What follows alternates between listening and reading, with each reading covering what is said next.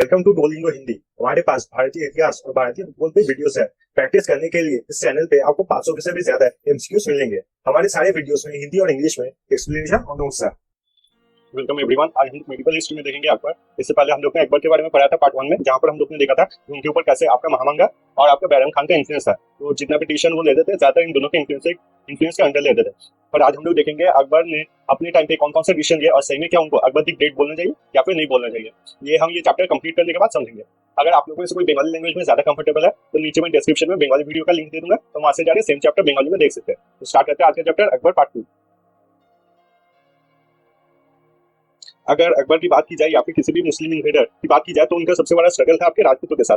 तो मुगल एम्पायर में भी जब उन्होंने सेंट्रल इंडिया पे कब्जा कर दिया, फिर उन्होंने स्टार्ट किया राजपूतों की तरफ देखना। तो यहाँ पर देखेंगे हम लोग कॉन्क्वेस्ट ऑफ राजस्थान। तो राजस्थान आप समझ ही सकते हैं कि राजपूत जितने भी थे राजस्थान में रहते थे, तो वहां पर अटैक करना स्टार्ट किया मुगल एम्पायर ने या फिर अकबर ने। He knew the importance of alliance in the Rajput kingdom. अब अकबर ने इससे पहले जितने भी इन्वेडर थे उनसे अलग सोचा अकबर ने ये सोचा राजपूतों को ना हरा के अगर राजपूतों को अपने साथ कर ले तो फिर मुगल किंगडम और भी स्ट्रांग बन जाएगा। कि मुगल किंगडम को हराने के लिए उनको राजपूतों को भी हराना पड़ेगा। इसलिए अकबर ने ये डिसाइड किया कि उनसे लड़ाई ना करके उनसे अगर जीत हासिल की जाए, उनका मन जीत लिया जाए या फिर उनसे कोई किसी भी तरीके का टाई बनाया जाए तो फिर हम लोग को ज्यादा काम में आएगा। He try to win over most of the Rajput. तो वही बात है, बिना लड़ाई करे वो चाहते थे कि ज्यादातर जो राजपूत किंगडम्स है वो उनके पास चले जाए और अपनी मर्जी से आए। पर इसमें भी कोई राजा जो थे राजपूत के राजा वो मुगल एम्पायर से मिलना नहीं चाहते थे। उस वक्त पे लड़ाई होता था, पर तब भी अकबर जो है अकबर किसी को नहीं मारते थे, किसी राजा का धर्म परिवर्तन या फिर सैनिकों का धर्म परिवर्तन नहीं करते थे। उनको हराने के बाद भी वो उनको ऑप्शन देते थे कि आप हमारे साथ आ जाइए, हम आपको प्रोटेक्शन देंगे। ऐसे करके उन्होंने ज्यादातर जो राजपूत किंगडम्स है उनकी जीत हासिल कर ली थी। वही देखेंगे इस लाइन पे, the soldiers of the defeated were included in the Mughal army and were treated with respect. इससे पहले जितने भी इन्वेडर होते थे उन्हें ये चीज नहीं दिखाया गया था कि वो किसी को हराने के बाद उसे रेस्पेक्ट से ट्रीट करे। उन्हें जबरदस्ती धर्म परिवर्तन कर दिया जाता था, पर अकबर ने वो चीज बंद कर दिया और जितने आर्मी वो हराते थे उनको फिर से वो मुगल आर्मी में इंक्लूड करते थे, उनको पूरा रेस्पेक्ट से ट्रीट करते थे। इससे आप समझ सकते हैं क्या होता था, जो आर्मी को रेस्पेक्ट से ट्रीट किया जाता था हारने के बाद भी वो आपके अकबर के प्रति बहुत ज्यादा वफादार हो जाते थे और वो अपनी जान देने तक के लिए तैयार होते थे अकबर के लिए। He had also done matrimonial alliances. दो किंगडम के बीच जब भी दोस्ती होती थी तब ये देखा जाता था कि उनको शादी के रिश्ते में बनना पड़ता था, क्योंकि उस टाइम पे वो सबसे शक्तिशाली बंधन था दोनों के बीच में। तो मुगल एम्पायर और राजपूत किंगडम के रिलेशन सबसे अच्छा करने के लिए अकबर ने भी डिसाइड किया वो भी मैट्रिमोनियल अलायंस फॉलो करेंगे।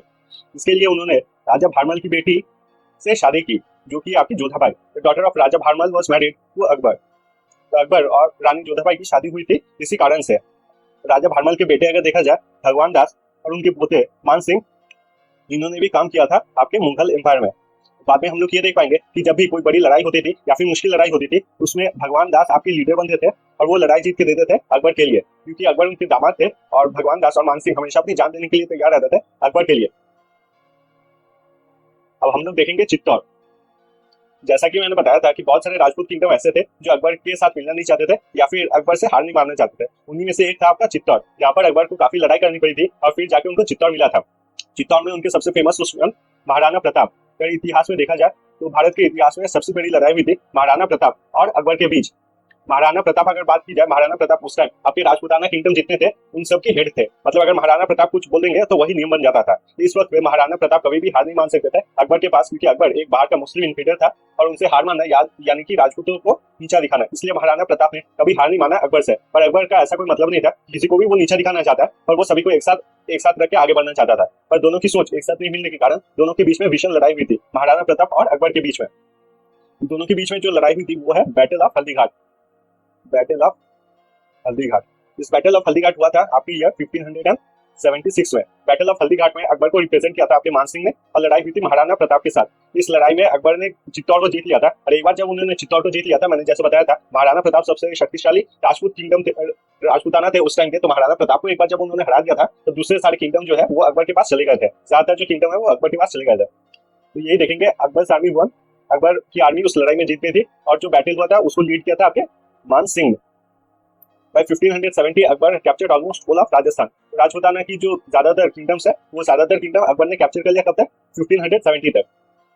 राजपूताना किंगडम जब उन्होंने कैप्चर कर लिया उनको ये समझ आया कि राजपूताना किंगडम उन्होंने कैप्चर तो कर लिया पर उसको कंट्रोल में रखना बहुत मुश्किल है। इसलिए जो राजपूत लोग हैं या फिर राजस्थान के जो भी लोग हैं उनको खुश रखने के लिए, ताकि वो भी अकबर को सपोर्ट करें, इसलिए उन्होंने अबॉलिश किया था पिलग्रिम टैक्स 1563 में और जजिया टैक्स 1564 में।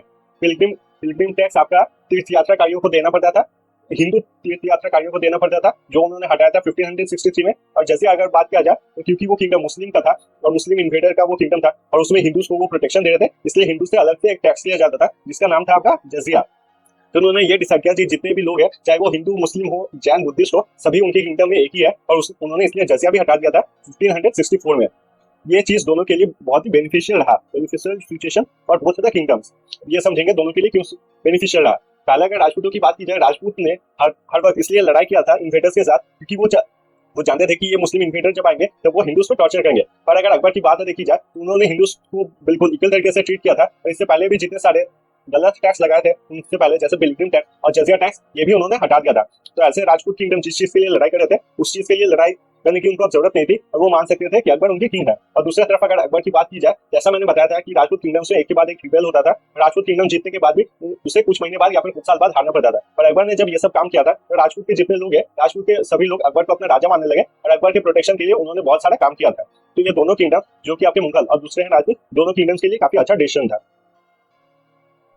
अब हम लोग देखेंगे conquest of Gujarat. Conquest of Gujarat में अगर देखा जाए तो अकबर ने अटैक किया था अहमदाबाद में इन द ईयर 1572। उस लड़ाई में अहमदाबाद में उन्होंने हराया था मुजफ्फर शाह को इन गुजरात। तो अहमदाबाद में उन्होंने अटैक किया था 1572, और उस लड़ाई में उन्होंने हराया था मुजफ्फर शाह को। ये लड़ाई जीतने के बाद उन्होंने बनाया था बुलंद दरवाजा, जो कि है आपके फतेहपुर सीकरी में। फतेहपुर सीकरी आपके अकबर ने बनाया था, एक सिटी है, और एक सिटी में मॉन्यूमेंट बनाया था आपका बुलंद दरवाजा। इसको कब बनाया गया था? ये बनाया गया था जब अहमदाबाद को उन्होंने जीत लिया था मुजफ्फर शाह के खिलाफ। फिर देखेंगे conquest of Bengal. Conquest of Bengal में अगर देखा जाए तो फिर दाऊद खान वहां पर थे, जिन्होंने अपने आप को इंडिपेंडेंट रूलर ऑफ बंगाल घोषित कर दिया था।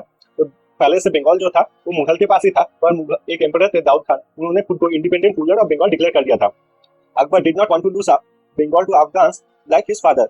अगर आपने हुमायूं का चैप्टर देखा होगा तो आपको पता होगा कि हुमायूं की अगर बात की जाए, हुमायूं ने शेर खान को पहले छोड़ दिया था, और शेर खान ने फिर बंगाल पे कैप्चर कर लिया था। बंगाल पे कैप्चर करने के बाद उसको इतना पैसा, इतना टैक्स मिला था बंगाल में से कि उसने डायरेक्ट अटैक कर दिया था आपके मुगल एम्पायर को, और हुमायूं को देश छोड़ के चले जाना पड़ा था, तो मुगल एम्पायर जो है वो खत्म हो गया था। तो अकबर ये जानता था और वो फिर से ये गलती नहीं करना चाहता था कि अफगान को बंगाल दे दे। तो जैसे ही उसको ये पता चला था कि अफगान ने आपके बंगाल पे अटैक कर दिया और बंगाल उनके पास ले लिया, तो उन्हें सबसे पहले अटैक किया था आपके अफगान पे, दाऊद खान पे। Attack on Daud Khan along with Khane Khanan मुनीम खान। तो उनको जैसे ही पता चला कि उन्होंने बंगाल पे कैप्चर कर लिया और वो खुद को इंडिपेंडेंट रूलर यानी स्वाधीन रूलर, मतलब not under the Mughal empire declare कर दिए हैं, तो उन्होंने अटैक कर दिया था आपके दाऊद खान पे। दाऊद खान को अटैक करके फिर उन्होंने बंगाल जीत लिया। अगर पहली लड़ाई की बात की जाए तो फिर दाऊद खान को उन्होंने छोड़ दिया था, उनको जिंदा रहने का चांस मिला था after the first battle against Akbar. जैसे मैंने पहले ही बताया था कि अकबर लड़ाई में हराए हुए किसी भी राजा को नहीं मारता था, तो दाऊद खान ने भी उनके खिलाफ काम किया था, पर अकबर ने दाऊद खान को भी नहीं मारा था। लेकिन फिर से जब दाऊद खान ने आपके बंगाल के ऊपर अटैक किया और फिर से बंगाल को इंडिपेंडेंट किंगडम डिक्लेयर कर दिया, उस वक्त पे अकबर ने फिर से जाके दाऊद खान को हराया था और दाऊद खान को उसी जगह पे खत्म कर दिया था, executed him on the spot. ये बताया जाता था कि पहले वाले लड़ाई में खाने खान मुनीम खान के साथ वो गए थे, और उस लड़ाई में वो काफी शांत थे, पर जब फिर से उन्होंने रिबेल कर दिया था वो इतने गुस्से में थे कि उन्होंने किसी को नहीं लिया, खाने खान मुनीम खान को नहीं, और अपने आप को जनरल डिक्लेयर करके लड़ाई के मैदान पे चले गए। और बंगाल जाने का जो रास्ता है वो काफी जल्दी उन्होंने वहां पर कंप्लीट कर लिया था, और वहां पर जाके आपके दाऊद खान को वहीं पे सभी के सामने बैटल ग्राउंड में काट डाला था। फिर आता है कॉन्क्वेस्ट ऑफ काबुल। अगर काबुल की बात की जाए, इससे पहले जो मुगल एम्परर थे या फिर दिल्ली सल्तनत की कोई भी एम्परर ने काबुल को नहीं जीता था। वो पहले इंसान थे अकबर जिन्होंने काबुल पे जीत हासिल किया था। The rebels of Bengal had taken back Bengal and declared Mirza Hakim as their king. तो बंगाल में जैसा मैंने बताया था कि वहां पर मार के फिर से अकबर राजा बन गए थे, पर उनके खिलाफ फिर से लड़ाई स्टार्ट हो गया था और बंगाल को फिर से वापस ले लिया गया था। ये बंगाल में हर वक्त लड़ाई चलते रहता था, क्योंकि बंगाल जिसके पास रहता था वो वहाँ का सारा टैक्स कलेक्शन, सारा जो पैसा है वो वहीं पे मिल जाता था। ऐसा कि मुगल एम्पायर जब तक चलेगा, औरंगजेब के टाइम तक हम लोग देखेंगे अगर मुगल एम्पायर में सबसे प्रॉफिटेबल कोई जगह होगा तो वो था बंगाल। इसलिए बाद में हम लोग देखते हैं ब्रिटिश जब इंडिया में आती है तो वो बंगाल को अपना कैपिटल बनाती है। तो यहाँ पर दाऊद खान को मारने के बाद फिर से लड़ाई स्टार्ट हो गया था, और लड़ाई में फिर से बंगाल को इंडिपेंडेंट किंगडम डिक्लेयर कर दिया गया था। इस बार इंडिपेंडेंट किंगडम जब डिक्लेयर कर दिया गया था तब उन्होंने कहा था वो तो मुगल के अंडर है, पर उनके राजा आपके अकबर नहीं है, पर मिर्जा हाकिम है। अगर मिर्जा हाकिम की बात की जाए तो मिर्जा हाकिम आपके भाई थे, मिर्जा हाकिम आपके भाई थे अकबर के। मिर्जा हाकिम was the brother of Akbar, और मिर्जा हाकिम कहाँ पर थे? तो वो थे आपके काबुल में। अकबर ने फिर से बंगाल जीतने के लिए भेजा था आपके राजा तोडरमल और शेख फरीद बख्शी को। इन दोनों को फिर से वापस भेजा था बंगाल में, क्योंकि बंगाल के कंट्रोल वो कभी भी नहीं चाहते थे कि किसी और के पास रहे। इसलिए उन्होंने राजा तोडरमल और शरीफ फरीद बख्शी को भेजा था कि आप बंगाल फिर से वापस ले आइए। लड़ाई में वही हुआ था, बंगाल को फिर से आपके मुगल एम्पायर ने जीत लिया था, और वो फिर से बंगाल ऐड हो गया था आपके मुगल एम्पायर में।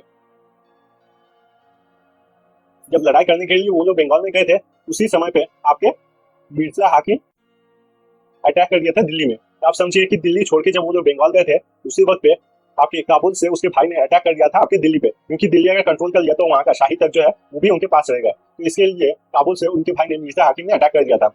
इस लड़ाई को रोका था आपके राजा मान सिंह और भगवान दास। इन्होंने जब देखा था कि काबुल से उनके भाई आ गए हैं मिर्जा हाकिम और उन्होंने दिल्ली पे अटैक कर दिया था, तब राजा मान सिंह और भगवान दास ने लड़ाई किया था और दिल्ली को उनके कब्जे में नहीं आने दिया था। इससे पहले आप अगर इतिहास देखेंगे, दिल्ली सल्तनत देखेंगे, तो ये देखेंगे ये बहुत बार हुआ था कि दिल्ली से कोई सुल्तान अगर बाहर चला गया तो फिर कोई दूसरा जो सुल्तान है दूसरे जगह का वो आ जाता था और दिल्ली पे कैप्चर कर लेता था। पर इस वक्त पे क्योंकि अकबर के रिलेशन सारे जो आसपास के राजा है उनसे इतना ज्यादा अच्छा था कि उनका भाई जब अकबर नहीं था तब भी आपके दिल्ली पे कैप्चर नहीं कर पाया था। अकबर को जब ये पता चला था कि काबुल से उनके भाई मिर्जा हाकिम ने दिल्ली पे अटैक किया था, तो उन्होंने अटैक कर दिया था आपके काबुल में। और ये किसी ने सोचा भी नहीं था, क्योंकि कोई भी इंडिया का सुल्तान ने काबुल पे अभी तक अटैक नहीं किया था। तो Akbar was the first ruler to march on Kabul. और ये किस वक्त पे किया गया था? 1581। अकबर ने वहां पर अटैक किया और मिर्जा हाकिम को वहां से हटा दिया था। काबुल के सुल्तान जो थे मिर्जा हाकिम वहां से हटा दिया था और अपनी बहन बख्तुनिसिया बेगम को वहां पर रानी बना दिया था। Was made the ruler of Kabul. तो मिर्जा हाकिम को हटा के अपनी बहन जो है बख्तुनिसिया बेगम को रूलर बना दिया था आपके काबुल का। अगर देखा जाए जब काबुल का उन्होंने अपनी बहन को रानी बना दिया था, उनको पता था कि मिर्जा हाकिम या फिर दूसरे जो लोग हैं वो काबुल पे फिर से अटैक करेंगे कि काबुल को जीत पाए, इसलिए उन्होंने अपने सबसे अच्छे जनरल मान सिंह को वहां पर रख दिया था। मान सिंह को वहां पर पोस्ट कर दिया था और बोला गया था कि मान सिंह हमेशा ख्याल रखे काबुल का और उनकी बहन का, इसलिए मान सिंह को बना दिया गया था गवर्नर ऑफ काबुल। फिर से उनको काफी लड़ाई लड़ना पड़ा था और एक लड़ाई में in the expedition of north west frontier, जो कि अभी पाकिस्तान का एरिया है आपका, वहां पर आपका बीरबल लॉस्ट हिज लाइफ। और बीरबल की अगर बात की जाए तो वो महाराजा अकबर के या फिर सुल्तान अकबर के बहुत ही करीब था। तो जैसे बीरबल चल बसा था, इस चीज से अकबर को बहुत ज्यादा बुरा लगा था और लास्ट में अकबर उसी चीज से चल बसे थे 1605 में। इससे पहले अगर बात की जाए कि मुगल एम्पायर के फेवरेट कौन थे, तो उनके फेवरेट में से थे आपके बीरबल, और बीरबल नवरत्न से भी थे। तो बीरबल उनको हमेशा हंसाते थे और खुश रखते थे। पर जैसे बीरबल चल बसे थे तो अकबर पूरे एकदम दुखी हो गए थे, जो आजकल के टाइम पे हम लोग समझते हैं कि डिप्रेशन, पर उस टाइम पे तो ऐसा कुछ नहीं था। तो वो बहुत ज्यादा दुखी हो गए थे, तो अकबर चल बसे थे 1605 में after Birbal lost his life. तो अकबर का जो चैप्टर था वो यहीं तक था। अब कुछ इंपॉर्टेंट डेट्स देख लेंगे ईयर वाइज, जो हम लोग को याद रखना है और एग्जाम में काफी बार आता है। तो पहले देखेंगे हम लोग 1556 में। 1556 में क्या हुआ था? तो हुआ था आपके सेकंड बैटल ऑफ पानीपत। इसमें कौन किसकी लड़ाई हुई थी? इसमें हुआ था अकबर वर्सेस हेमू विक्रमादित्य। इससे ये डिसाइड हो गया था कि जो मुगल एम्पायर है वो वही रहेगा और दिल्ली सल्तनत में मुगल एम्पायर का रूल चलेगा। फिर अगर देखा जाए 1560 क्या हुआ था? Expedition against Gwalior. Expedition of Gwalior उनका सबसे पहला लड़ाई था जिसमें वो इंडिपेंडेंट मतलब अपनी मर्जी से सब डिसीजन ले रहे थे। वो था आपका 1560 में एक्सपीडिशन अगेंस्ट ग्वालियर। फिर 1561 में था आपका एक्सपीडिशन अगेंस्ट मालवा, जहां पर उन्होंने बाज बहादुर को हराया था। 1563 में अगर देखा जाए तो फिर राजपूताना किंगडम्स के ऊपर जीत हासिल करने के बाद उनका सपोर्ट जीतने के लिए भी उन्होंने पिलग्रिम टैक्स और 1564 में जो है जजिया टैक्स, इन दोनों टैक्स को हटा दिया था। 1571 की बात की जाए अगर तो उन्होंने अपना कैपिटल शिफ्ट किया था आगरा से फतेहपुर सीकरी, जो उन्होंने खुद से बनाया था। 1572 में बात की जाए तो उन्होंने गुजरात के खिलाफ जो लड़ाई हुआ था वो गुजरात के खिलाफ उन्होंने लड़ाई जीत लिया था। तो इसके लिए उन्होंने कंस्ट्रक्ट किया था आपका बुलंद दरवाजा, और ये बुलंद दरवाजा कहाँ पर है? तो ये है आपके फतेहपुर सीकरी में। फिर अगर 1574 में देखा जाए, 1574 में हुआ था आपका एक्सपीडिशन अगेंस्ट बंगाल। बंगाल जीतने के लिए उन्होंने लड़ाई किया था। फिर हुआ था 1576 में battle of Haldi Ghati. Battle of Haldi Ghati तो आपको सबको पता ही होगा कि अकबर और महाराणा प्रताप के बीच में भीषण जो लड़ाई हुआ था वो हुआ था बैटल ऑफ हल्दी घाटी। फिर अगर देखा जाए 1581 में एक्सपीडिशन अगेंस्ट काबुल, इनमें उन्होंने अपने भाई के खिलाफ लड़ाई की थी और पहले बार कोई इंडियन एम्परर जो है उन्होंने काबुल पे अटैक किया था। 1585 की अगर बात की जाए तो 1585 में आपके Ralph Fitch was the first Englishman to come to Mughal court and Akbar transferred his capital to Lahore. तो यहाँ पर दो चीजें हुआ था। पहला अगर देखा जाए तो ये सब देख सकते हैं कि इंग्लिश जो है ब्रिटिश या फिर इंग्लिश जो है वो आस्ते आस्ते इंडिया में आने लगे थे। तो उनमें से पहले अकबर की कोर्ट में कौन आए थे? आए थे आपके रैल्फ फिच, और अकबर ने जो अपना कैपिटल है वो आपका चेंज कर लिया था फतेहपुर सीकरी से लाहौर ले गए थे 1585 में। 1601 की बात की जाए तो वहां पर अकबर ने अपना आखिरी कैंपेन चलाया था जो था आपका असीरगढ़ के खिलाफ। असीरगढ़ एक जगह है, वहां पर अकबर ने अपना आखिरी कैंपेन चलाया था। और 1605 में आपको तो पता ही है, जैसे बीरबल की मौत के बाद वो इतना ज्यादा दुखी हो गए थे, वो भी चल बसे थे death of Akbar in the year 1605। देख सकते हैं अकबर जो है, अकबर ने उन जगह पे लड़ाई किया था जहां पर उनको जरूरत था, वहां पर पीस दिखाया था, शांति दिखाई थी जहां पर जरूरत था। उन्होंने हिंदू मुस्लिम यूनिटी के लिए बहुत काम किया था और इसलिए उनको बोला जाता है अकबर द ग्रेट। मैं ये बिल्कुल नहीं कह रहा हूँ कि मुगल उनसे पहले जो आए थे वो जानवर नहीं थे, या उनसे बाद जो आए थे वो कम जानवर थे, या फिर उनसे खिलौना कोई हो नहीं सकता। ये बात बिल्कुल सही है कि उनकी बाद जो आए थे वो तो और भी बेकार थे, और इससे कुछ बदलता नहीं है कि अकबर जो है वो बिल्कुल डिजर्व करते कि अकबर द ग्रेट कहलाना, और इतिहास के पन्नों में हमेशा यही कहा जाएगा अकबर द ग्रेट। तो आज का चैप्टर यहीं पे खत्म होता है। इसके बाद हम लोग एडमिनिस्ट्रेशन देखेंगे, उनके राज्य में कैसे कैसे काम होते थे, और हम लोग डेवलपमेंट्स के बारे में पढ़ेंगे। तो आज का चैप्टर अगर आपको अच्छा लगा हो और आपको कोई भी इन्फॉर्मेशन मिला तो काइंडली इस वीडियो को लाइक कीजिए, मेरे चैनल को सब्सक्राइब कीजिए, इससे मुझे काफी सपोर्ट मिलता है। Thank you so much video देखने के लिए, और मिलेंगे अगले वीडियो में।